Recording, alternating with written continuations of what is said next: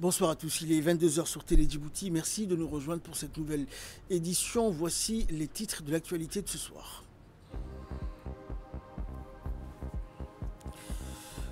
Un congrès ordinaire au Palais du Peuple organisé par l'Union pour la démocratie et la justice UDJ, c'était ce matin. Et Djibouti a signé la Convention des Nations Unies contre la cybercriminalité lors d'une rencontre organisée à Hanoï, au Vietnam. Et aux Nations Unies, Antonio Guterres a appelé à une réforme urgente du Conseil de sécurité de l'ONU. Voilà pour les titres, bonsoir à tous. L'Union pour la démocratie et la justice UDJ a tenu aujourd'hui son congrès ordinaire au Palais du Peuple dans une atmosphère empreinte de ferveur, de cohésion et d'espoir. Cette rencontre de grande envergure a coïncidé avec la célébration de l'anniversaire de la fondation du parti, conférant à l'événement une portée symbolique et historique toute particulière. Placée sous le thème « Unité, engagement et vision pour l'avenir », cette journée a réuni des centaines de militantes et militants venus de toutes les régions du pays ainsi que de nombreux invités politiques, diplomatiques et représentants de la société civile. Ensemble, ils ont réaffirmé leur attachement profond aux valeurs qui fondent l'UDJ, la démocratie, la justice sociale et la solidarité nationale. Le congrès de l'UDJ a été marqué par la présence du doyen Ali Abdi Farah, membre du parti RPP, ainsi que du président du parti PND, Abdulrahman Mohamed, membre de la coalition de l'UMPE. Leur participation témoigne d'un esprit d'ouverture et d'un respect mutuel entre les formations politiques djiboutiennes au service du dialogue et de la stabilité nationale. La journée donc s'est achevée sur une ambiance fraternelle marquée par des échanges constructifs, des témoignages d'anciens militants et un message d'unité adressé à l'ensemble du peuple djiboutien. Rappelant que le parti UDJ, représenté à l'Assemblée nationale par 7 parlementaires, demeure une force politique active et engagée, œuvrant pour la consolidation de l'état de droit et la promotion d'une gouvernance inclusive et équitable.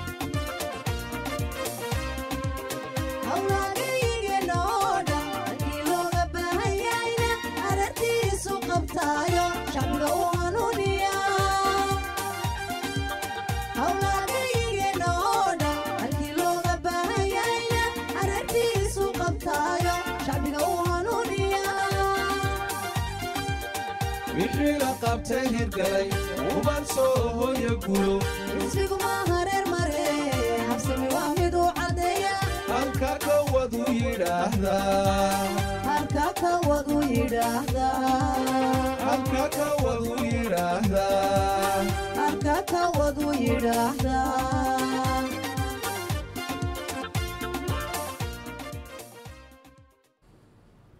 Et plusieurs interventions officielles ont eu lieu lors de ce congrès de ce matin au Palais du Peuple, notamment celle du président du PND qui était invité à cette cérémonie. Il a indiqué dans son intervention, je cite, « Notre présence ici aux côtés de l'UDJ marque une étape importante dans la maturité politique de notre pays. Malgré nos différences, nous partageons tous une conviction commune, celle de servir l'intérêt général au-dessus des appartenances partisanes. Et c'est dans le respect mutuel, le dialogue et la responsabilité que nous pourrons continuer à faire vivre notre démocratie. Djibouti appartient à nous tous et c'est l'ensemble que nous devons construire son avenir dans la paix, la fraternité et le progrès. » Le président du PND, Abdurrahman Awale, a tenu donc à saluer les efforts constants du parti UDJ pour contribuer au renforcement de la vie démocratique de Djibouti. La vitalité d'une démocratie se mesure à la capacité de ses acteurs à dialoguer, à s'écouter et à travailler ensemble pour la paix et le développement, a-t-il poursuivi.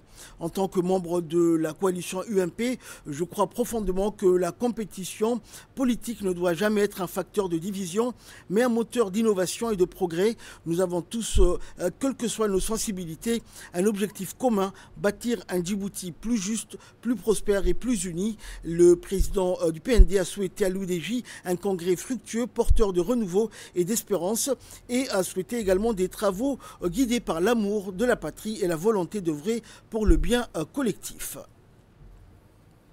Et par la suite, ce fut au tour du doyen Ali Abdi Farah, également membre du parti RPP, de prononcer son discours. Il s'est exprimé en ces termes, je cite, « C'est pour moi un grand honneur d'être parmi vous aujourd'hui à l'occasion de ce congrès national de l'UDJ. Je voudrais tout d'abord saluer le sens de responsabilité et d'engagement civique dont vous faites preuve en inscrivant vos travaux dans le cadre du dialogue, du respect mutuel et de la démocratie constructive. Je tiens également à rendre un hommage appuyé à l'histoire du parti et qui a marqué donc de son empreinte la vie politique nationale depuis sa création. Je salue en particulier la mémoire et la vision de son fondateur, le défunt feu Ismail Guedi Hared, paix à son âme, une grande figure politique qui a consacré sa vie à la promotion du pluralisme, de la justice et du débat démocratique à Djibouti. Notre pays, la République de Djibouti, s'est toujours illustré par sa stabilité et sa cohésion nationale. Cela n'est pas le fruit du hasard, c'est le résultat d'une volonté collective, d'un engagement commun entre toutes les forces politiques, qu'elles soient de la majorité ou de l'opposition, à préserver l'unité du pays et à œuvrer pour le bien-être du peuple djiboutien. Le Rassemblement populaire pour le progrès, dont j'ai l'honneur d'être un ancien serviteur, croit fermement que le pluralisme politique est une richesse. Il permet d'enrichir le débat national, d'améliorer les politiques publiques et d'assurer donc que chaque voix, chaque idée puisse contribuer à la construction de notre avenir commun. Fin de citation. C'était donc l'intervention du doyen Ali Abdi Farah. Et poursuivons et clôturons également la série des interventions lors de ce congrès du parti UDJ. La présidente du parti, Ileya Ismail Guedi, s'est également exprimée et elle a indiqué donc que ce congrès n'était pas un jour comme les autres. Il marquait non seulement un moment fort de notre vie politique, mais aussi un moment d'histoire pour la famille politique. On écoute la présidente du parti UDJ. Mesdames et messieurs, avant d'ouvrir officiellement ce congrès, je vous demande d'observer une minute de silence en hommage à notre collègue, l'honorable Hassan Robleh, qui nous a quittés hier. Je me souviens de ce jour, en plein travaux de commission, nous discutions de la régulation des travailleurs informels. Et il me dit, Adero, la solution, elle est simple. Oui, un homme capable d'expliquer Simplement, ce qui est complexe s'en est allé. Inna lillahi wa inna ilayhi raji'un. Chers camarades, chers amis, distingués invités, mesdames et messieurs les présidents et représentants des partis politiques, c'est avec une émotion particulière que je prends la parole devant vous aujourd'hui. Car ce congrès n'est pas un jour comme les autres. Il marque non seulement un moment fort de la vie politique, mais également un moment d'histoire pour notre famille politique. Nous célébrons aujourd'hui l'anniversaire de notre parti, cette grande famille politique née du courage, de la conviction et du rêve d'un Djibouti plus juste, plus solidaire et plus humain. Et pour moi, c'est aussi un instant profondément personnel, car voilà 10 ans que j'ai l'honneur et la responsabilité de diriger notre parti. 10 années de lutte, de foi et de doute parfois, mais toujours de fidélité à notre engagement premier qui est de servir le peuple.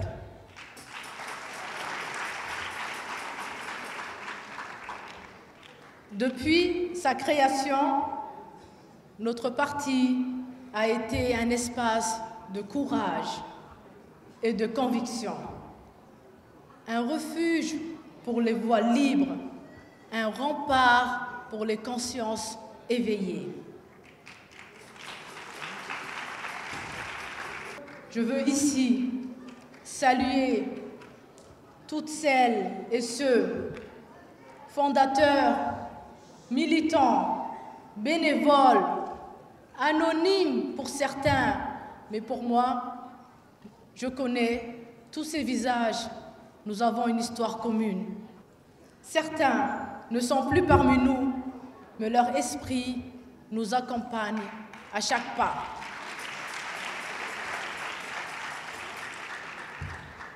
Nous sommes les héritiers d'un combat noble, celui de la dignité et du droit. En cet instant solennel, rendons un hommage sincère et profond à notre père fondateur Ismail Guedi Hared.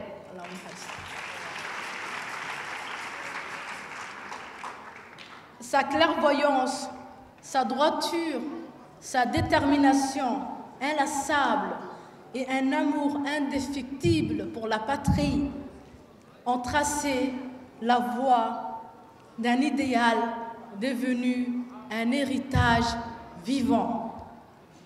Il nous guide encore aujourd'hui, éclaire notre engagement et inspire notre fidélité. Car il n'a pas seulement bâti un parti, il a bâti une école de courage.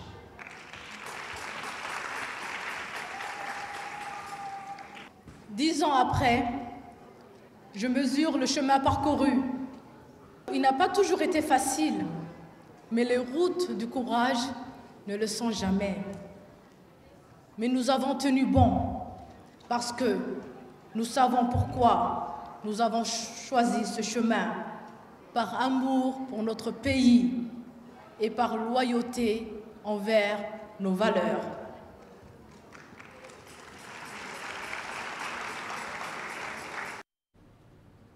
Et la présidente du parti UDJ, Ileya Ismail Guedi, a poursuivi son allocution en rappelant et en indiquant que Djibouti faisait face à des défis immenses et face à ces réalités, le parti devait être la voix de ceux qu'on n'écoute plus. Nous devons porter haut le flambeau de la justice sociale, a-t-elle indiqué. Nous l'écoutons. Mes chers camarades, aucune idée, si belle soit-elle, ne peut s'incarner sans unité. L'unité est notre force, notre ancrage et notre avenir. L'unité ne signifie pas l'uniformité. Elle signifie que malgré nos différences, nous regardons tous dans la même direction.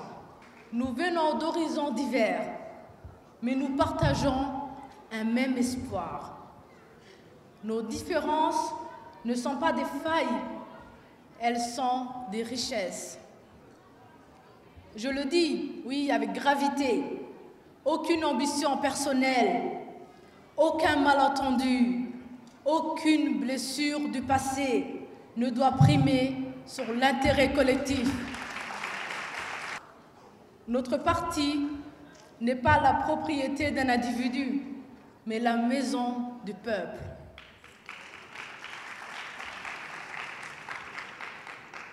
C'est ensemble, et seulement ensemble, que nous pourrons poursuivre l'œuvre entamée il y a des années. Mes chers amis, notre engagement ne se limite pas à nos murs, il embrasse toute la nation. Car ce que nous défendons ici, c'est le rêve d'un Djibouti plus juste, plus équitable et plus fraternel.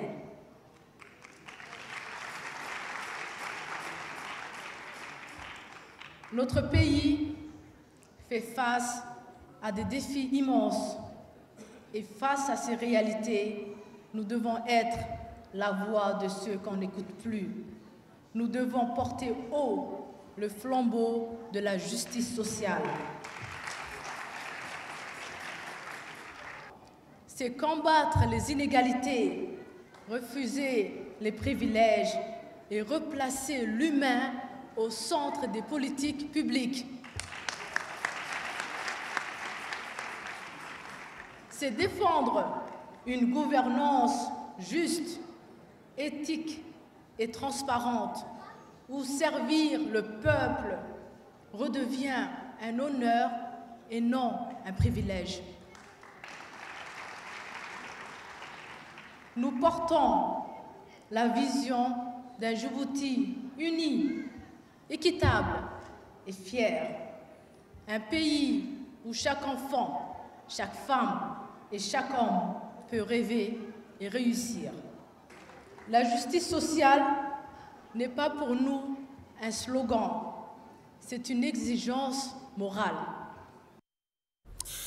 Et enfin, la présidente du parti UDG a conclu ses propos en rappelant que le moment du rassemblement n'est pas celui des clivages, il est celui de la responsabilité, du discernement et de la fidélité à la nation. Chers amis, 23 ans après sa création, notre parti a atteint l'âge de la maturité politique.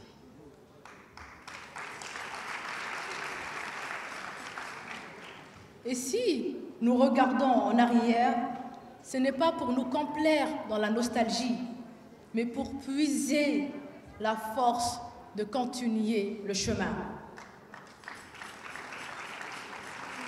Aujourd'hui, je veux dire à tous nos militants, à nos jeunes, à nos femmes, à nos aînés, le plus beau reste à venir.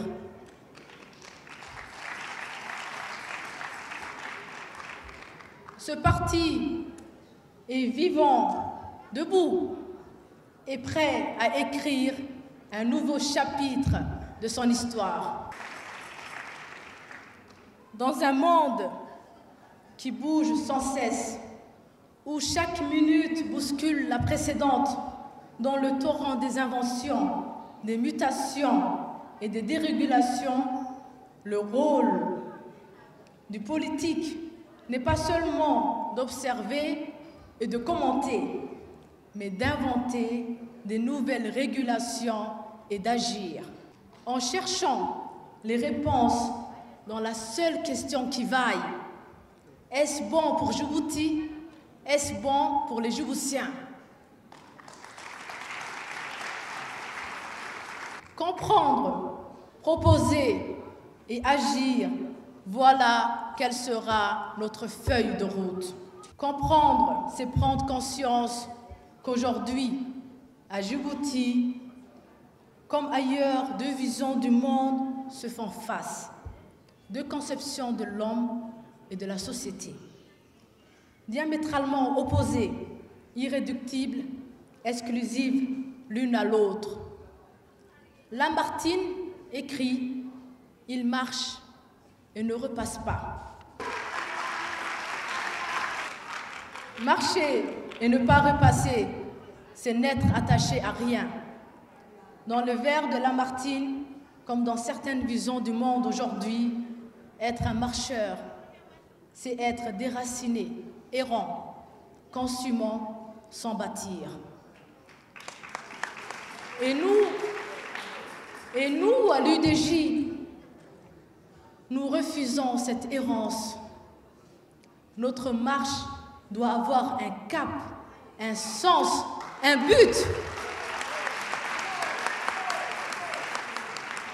Elle doit être ancrée, constructive, tournée vers l'avenir et fidèle à nos valeurs. Nous marchons, non pour fuir, mais pour ouvrir la voie. Non pour imiter, mais pour inventer. Et comprendre, c'est aussi reconnaître qu'à chaque période de transition, une nation a besoin d'un point d'équilibre, d'une présence qui rassure, d'une expérience qui encadre, d'une main ferme qui préserve l'unité quand les vents du monde se lèvent. Notre pays a besoin de continuité autant que de renouveau, de repères solides pour que les transformations ne deviennent jamais des fractures.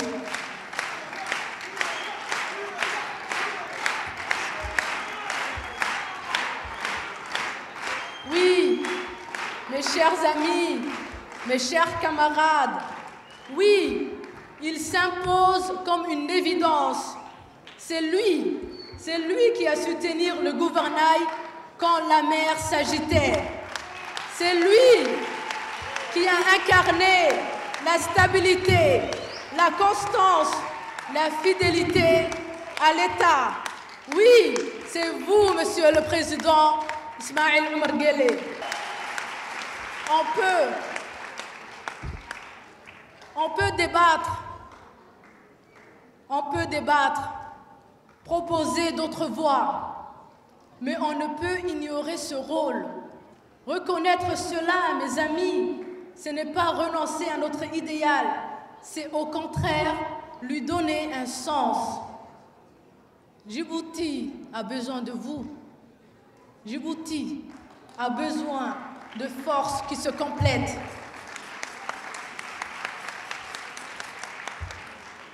Djibouti a besoin de forces qui se complètent. Oui, elle a besoin de vous, de stabilité, de renouveau, sagesse et jeunesse, expérience et vision.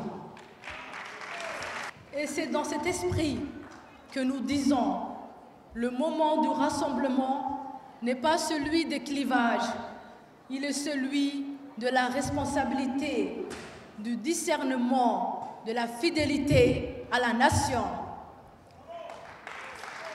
Oui, mes amis, nous avons un idéal commun, une nation prospère. Que ce congrès soit celui du renouveau, fidèle à nos principes, de l'unité dans la diversité et de l'espérance qui se transforme en action. En ce jour d'anniversaire, souvenons-nous de nos racines, honorons nos anciens et regardons vers l'avenir avec lucidité.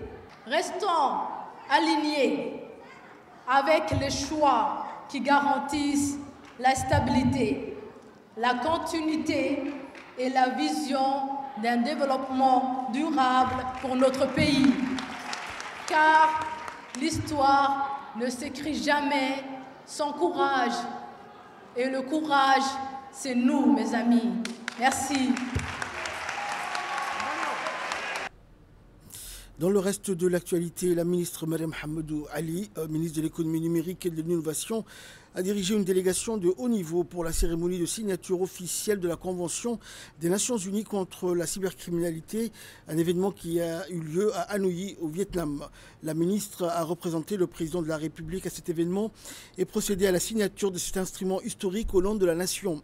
Cette convention constitue le premier cadre juridique mondial visant à renforcer la coopération internationale pour la prévention, la détection et la répression des infrastructures commises au moyen des technologies de l'information et de la communication.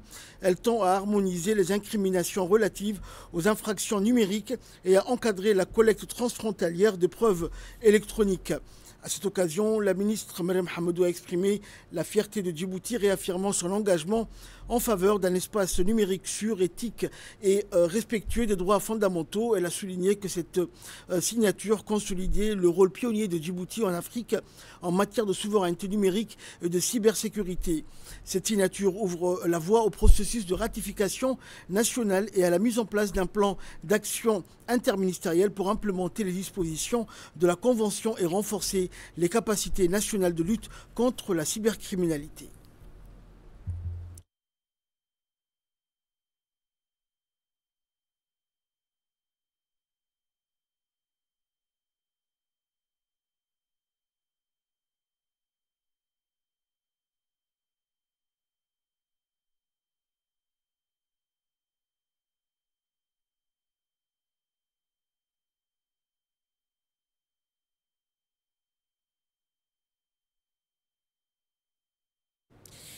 C'était il y a 25 ans. La République de Djibouti osa rêver de paix pour le peuple frère qu'est la Somalie. À Arta, en l'an 2000, sous l'impulsion du président Ismaël Omar Guelleh, Djibouti ouvrait ses bras à la Somalie déchirée par 10 années de guerre civile. Et durant des mois, cette ville paisible devint le cœur battant de l'Afrique, le lieu où la parole reprit le dessus sur les armes, où les clans se parlèrent enfin, où l'espérance retrouva un nom, la réconciliation. Et dans quelques jours, alors que Djibouti s'apprête à inaugurer le mémorial de la paix d'Arta, la radiodiffusion-télévision de Djibouti vous invite à revivre cette épopée humaine et diplomatique à travers une série de reportages inédits. Ce premier épisode que nous allons suivre dans quelques instants nous replonge là où tout a commencé, Arta 2000, quand Djibouti offrit la paix à la Somalie, un récit de mémoire, de courage et d'espérance à suivre chaque jour sur les antennes nationales jusqu'à l'inauguration du mémorial.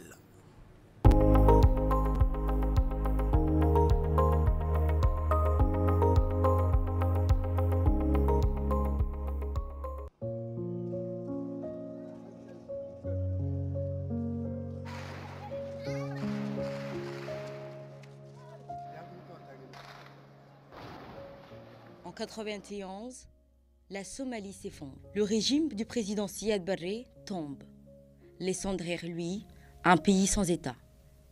Ce qui devrait être une transition devient une tragédie.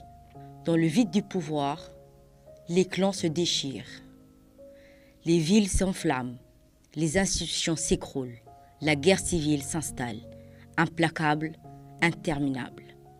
Des centaines de milliers de réfugiés fuient vers les frontières, vers Éthiopie, le Kenya et envers Djibouti. Ce petit pays frère qui observe, inquiet, la désintégration d'un voisin aimé. Pendant près d'une décennie, le monde regarde, impuissant. L'État s'efface, la famine s'étend, les armes remplacent les paroles. La Somalie devient un cri sans écho.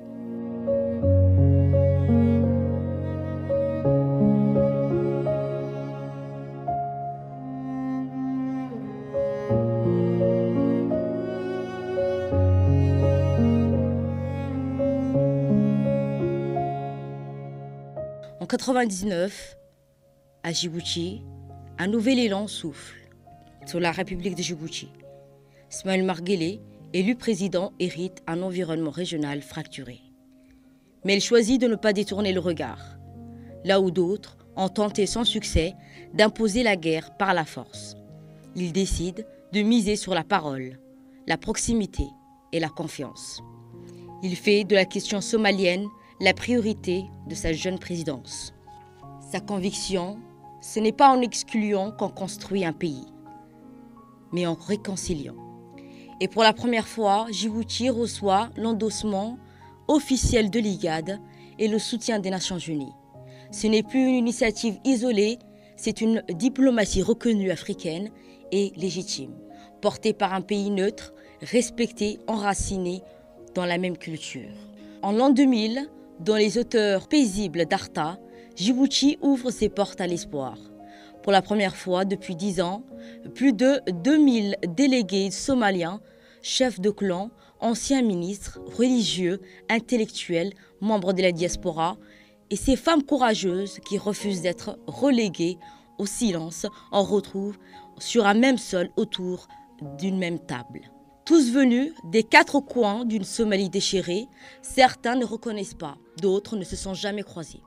Et pourtant ici à Arta, tous venus des 4 coins d'une Somalie déchirée, certains ne se connaissent pas, d'autres ne se sont pas croisés. Et pourtant, ici à Arta, ils vont conjuguer une même grammaire du pardon, s'aligner sur un même idéal de paix, de retrouver dans la langue du cœur ce que la guerre avait brisé.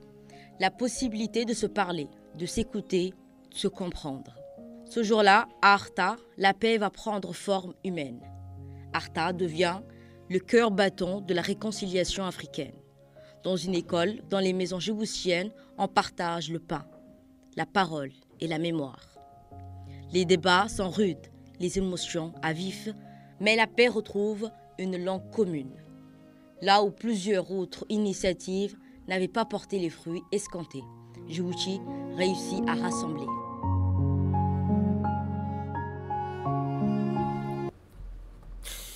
C'est une nouvelle qui honore le sport national sur la scène internationale. Fardoussa Moussaïgué, actuelle vice-présidente du comité national olympique djiboutien, a été élue vice-présidente de la Fédération mondiale de taekwondo. Déjà à la tête de la Fédération djiboutienne de taekwondo et vice-présidente de l'Association des comités nationaux olympiques d'Afrique, Fardoussa Moussaïgué voit ainsi son engagement de longue date récompensé par une reconnaissance mondiale. Le secrétaire d'État au sport, Hassan Mohamed Kamil, a exprimé ses vives félicitations à travers une déclaration publiée sur les réseaux sociaux. Il a salué une dirigeante dont la compétence et la détermination font rayonner notre pays à l'international, ajoutant que cette nomination honorait l'ensemble du mouvement sportif djiboutien. Dans le cadre du suivi régulier des unités déployées et du renforcement de la présence opérationnelle sur le terrain, le colonel Ibrahim Zakaria Cheikh, directeur général des relations internationales, a effectué le 22 octobre une visite officielle dans la région d'Ali Sabieh au poste de Galilée. Cette mission s'inscrivait dans le cadre de l'application des directives du chef d'état-major général des armées visant à procéder à l'ouverture officielle d'un poste avancé militaire à la frontière de Galilée ainsi qu'à l'inauguration de la mosquée construite au sein du site. À son arrivée, le colonel Ibrahim a été accueilli par le commandant Ousmane, chef de corps du bataillon interarmée d'Ali Sabieh, entouré de ses cadres militaires, et après un passage solennel devant le piquet d'honneur, le directeur général de la DGRI a salué les autorités civiles et militaires présentes pour cette occasion.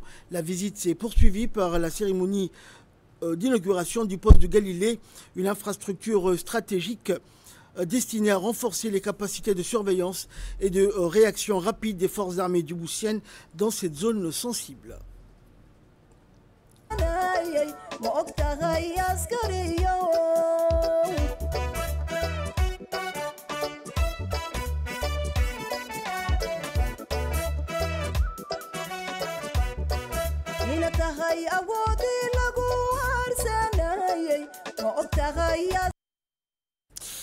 Et par la suite, le colonel Ibrahim a procédé à l'ouverture officielle de la mosquée érigée au centre du poste, où il a pris part à un moment de recueillement et d'échange fraternel avec les fidèles et notables locaux. La visite s'est conclue par une séance de travail tenue dans la salle de réunion du poste, regroupant les cadres militaires et les responsables civils de la région. Les discussions ont porté sur la coordination interservices, la gestion logistique et les priorités sécuritaires locales.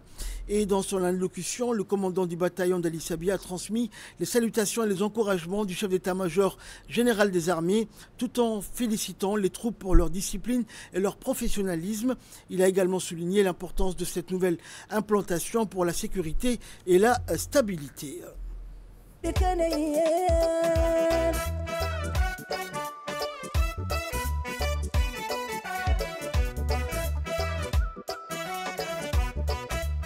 tahay awoodii lagu harsanayay ma og tahay askariyo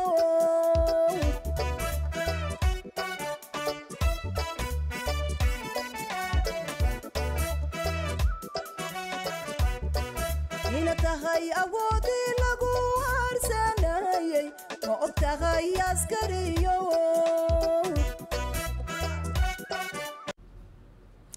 Et là, nous passons à l'actualité régionale. Le ministre éthiopien des Affaires étrangères a souligné que la 11e édition du Forum de Tana constituait une plateforme panafricaine majeure pour réaffirmer la contribution déterminante de l'Éthiopie à la consolidation de la paix et de la sécurité sur le continent. Le Forum demeure un espace privilégié de dialogue et d'échange d'idées favorisant la recherche de solutions collectives et locales aux défis sécuritaires en Afrique. Et enfin, pour clore cette édition, le secrétaire général des Nations Unies, Antonio Guterres, a déclaré ce week-end que le Conseil de sécurité a un besoin urgent de réformes profondes et immédiates. Cette déclaration a été faite dans un discours vidéo prononcé lors d'une session du Conseil de sécurité intitulée « Les Nations Unies, une vision pour l'avenir » organisée à l'occasion du 80e anniversaire de la création de l'ONU. Guterres a souligné que le Conseil de sécurité demeurait un organe vital mais dont la légitimité reste fragile, insistant sur la nécessité de réformes longtemps attendues afin de garantir l'ordre et la sécurité mondiaux. Il a rappelé enfin qu'environ la moitié des missions de maintien de la paix des Nations Unies se déroulent en Afrique alors que le continent ne dispose d'aucun siège permanent au Conseil de sécurité.